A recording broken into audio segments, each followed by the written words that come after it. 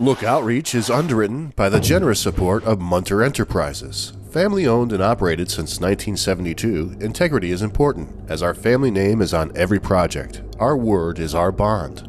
Munter Enterprises. Just build it.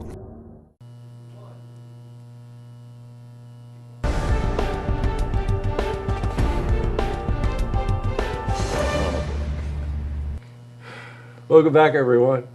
I'm shocked to find out there's gambling going on here. That's my imitation of Rick from... I don't have any idea what you're referring to. See, it's important that I talk to the guests beforehand so they have an idea where we're going with this. That's my imitation of Rick from Casablanca. Okay. When they walked into the casino and said to him, his response was, I think the line after that, by the way, was, he says, I'm shocked to find out gambling is going on here, and then he looks and says, here's your winnings. now it makes sense, yeah. It does. Okay. And the reason that we're doing that is that Greg Veitch, our guest, is an author of a very interesting book called All the Law in the World Won't Stop Them. And it's about a 100-year cycle right here in Saratoga of gambling versus the law, or law versus gambling. So welcome, Greg. Great to have you here. Thank you.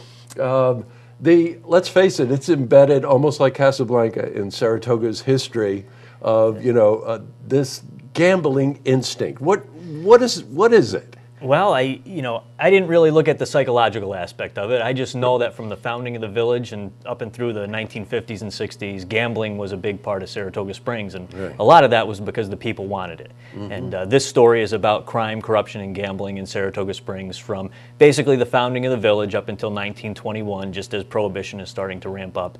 And it's the story about the fight between good and evil in Saratoga Springs, and a lot of places that you wouldn't even recognize today, places that don't exist. It was just a different time, a different era, and I found it thoroughly interesting and wrote a book about it. Yeah, I couldn't agree with you more, by the way. Very interesting title. Where'd the title come from? Well, the title is a direct quote from Richard Canfield, and he basically was giving an interview to a Metro New York newspaper and said that, gambling is a natural human condition, and we're likely to do it, all of us are, and that the authorities go about suppressing gambling in the wrong way. And he says, all the law in the world won't stop them, which I thought was appropriate for not only Richard Canfield and his casino, but also Saratoga Springs as a whole when you read the book and hear the stories about what was going on. Oh, I bet. And of course, I'm sure many of you just put together Canfield's name with Canfield Casino, which is a real hallmark location right here in Saratoga, one of the best preserved historical sites, really. Yes. Especially in our hood here. So that 100-year span, cat and mouse, law and gamblers playing chess with each other all the time, trying to outmaneuver each other, hiding from each other. I mean, you name it, right? As you were researching this, any theme to this sort of cat and mouse game? Well, the theme, the basic theme was that the authorities would make an effort, and then they would make arrests, and then in the October term of the grand jury, the gamblers would always get off.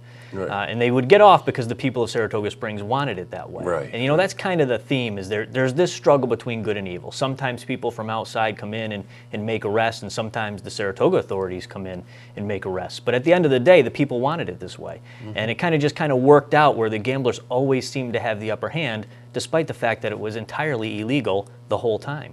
How do you research something like this? There's a lot of folklore, obviously, right? Yeah, well, interestingly enough, that's how I came to write this book. And the story is that when I was a young child, I walked up to the Old Bryan Inn, which my family used to live at.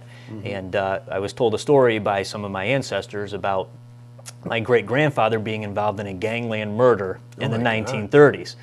So when I became a lieutenant with the detective division, for some reason I was down in the archives one day, and on a whim, because I enjoy history, I looked at the oldest case we have, and it turns out to be a gangland murder where someone was shot and dropped at the hospital.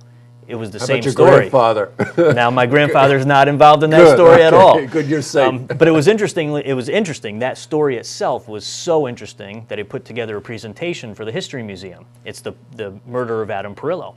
And as soon as I was done with the presentation, a friend walked up to me and says, hey, you should write a book.